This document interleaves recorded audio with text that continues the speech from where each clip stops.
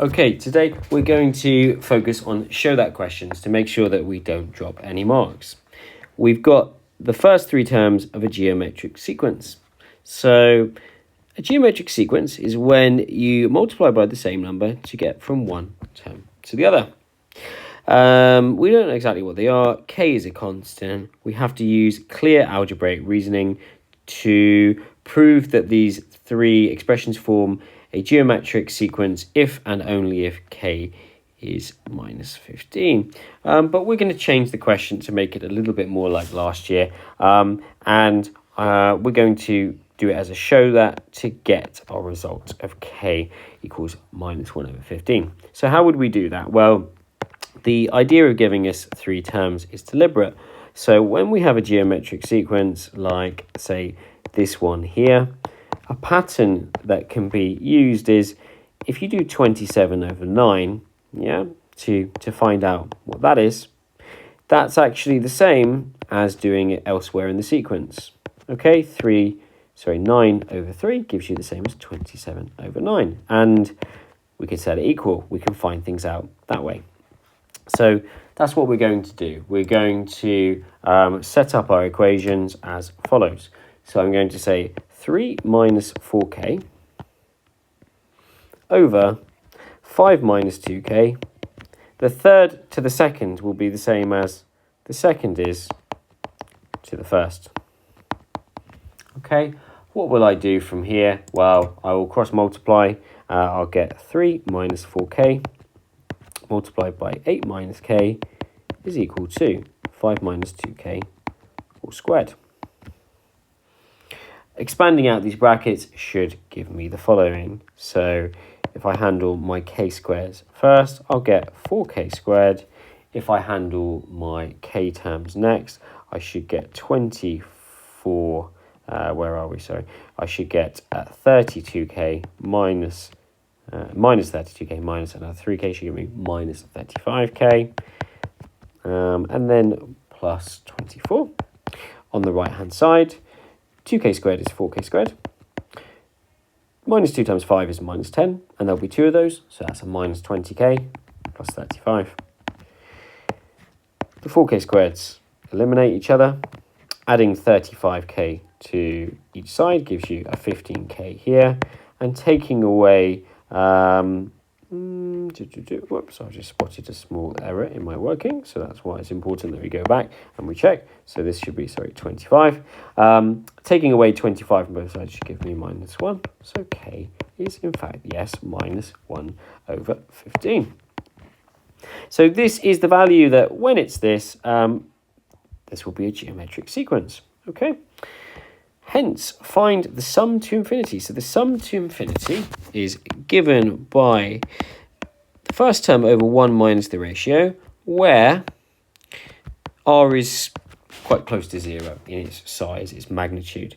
Okay, so where this is less than 1. So an example would be a sequence that goes something perhaps like 4, 2, 1, half. Okay, it sort of converges on a value. So let's put some numbers in here, but we need to notice that we don't actually know what these things are yet. So A is going to be whatever 8 minus k is, where k is minus 1 over 15. Okay, and if I work that one out, that should give me a value of A from a calculator of 121 over 15. How about R? Well, there's lots of ways that you can find R, but maybe one way to do it might be to sort of use this result here, substituting in minus 1 over 15. So doing that nice and carefully on your calculator, sort of like this, okay, with your minus 1 over 15 in, what would that give you? Well, it should give you a value of, what have I got down here? I've got 7 over 11. Okay, starting to put everything together now then. So 121 over 15, all over. You could do 1 minus 7 over 11. You could change the denominator to 4 over 11. However you do it, our final answer, what do we get for our final answer? We get 1,311 over 60. So 1,311 over 60. So that's kind of an example similar to, really very similar to last year. Big clues when they give you 3 sequences in a row. Geometric, the ratio between them is the same, and we can use that to solve problems. Now, this is going to be our sort of long version, but let's do this again. So let's work it out. The function is defined by this one here. Show that. Right. So we need to differentiate this one. So when we're differentiating it, how are we going to do this?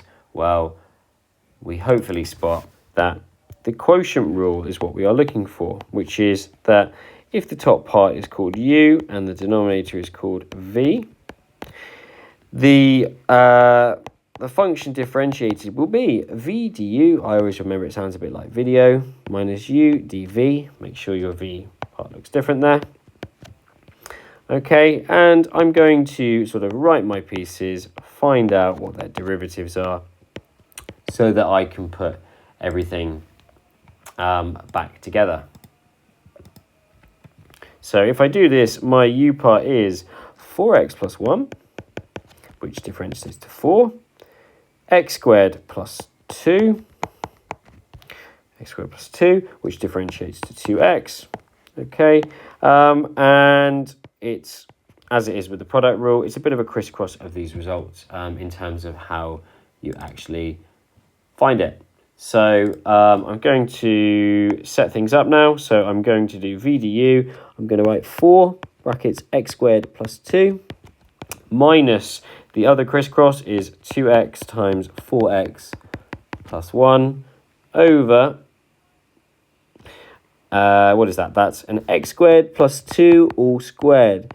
Now, it's normally a good idea just to leave this as it is. And you're going to see why, in fact, in just a second. In the real exam last year, lots of students didn't receive full marks because they didn't show the f-x somewhere, which needed to be shown. Over here then, let's carry on with the questions. So let's do 4x squared plus 8 minus, careful here, this is going to be minus 8x squared. And the 4x plus 1 is going to be a minus 2x over the same denominator, which is x squared plus 2 all squared. This is equivalent to what? Well, it's minus 4x squared minus 2x plus 8 over the denominator.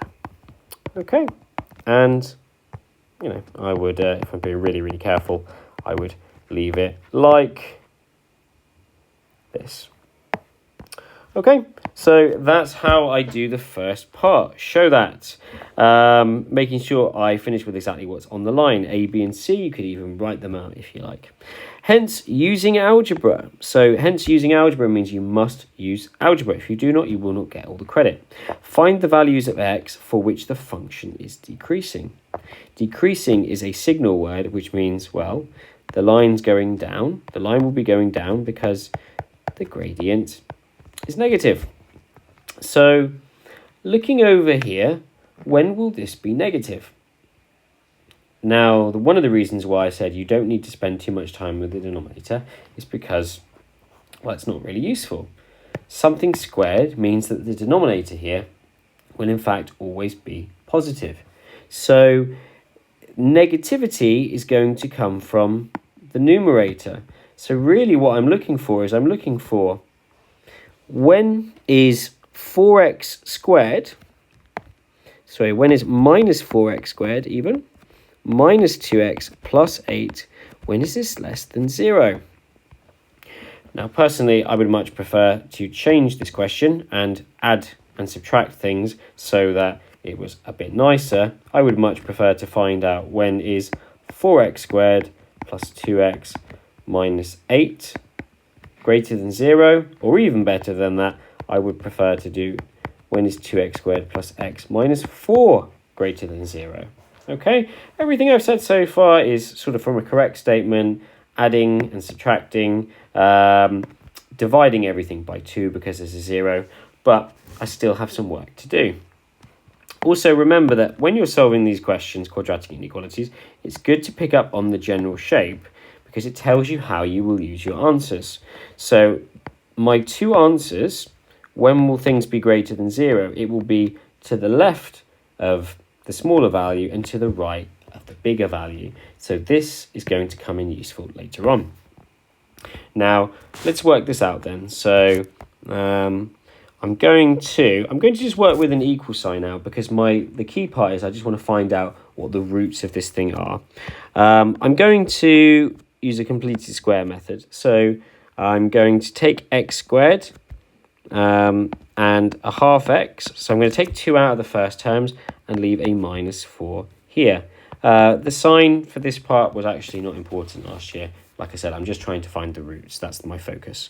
So that leaves me with 2, lots of space to work with in the inside. And I'm going to do x plus 1/4 squared. And I'm also then going to remove a quarter squared, which is a 16th. Okay, what do we do next? Well, next we're going to expand out, which is going to give me what? It's going to give me 2x plus 1/4 squared minus, what will this be? This will be minus 1/8 minus 4. Okay, let's keep working it forward. 2x plus 1/4 squared. 4 is the same as 32/8, so that's minus 33 over 8, isn't it? Let's start to now solve. So x plus 1/4 squared, add it to both sides, divide it by 2 is equal to 33 over 16. Okay, square root both sides, x plus 1/4 equals the plus or minus case of root of 33 over 16.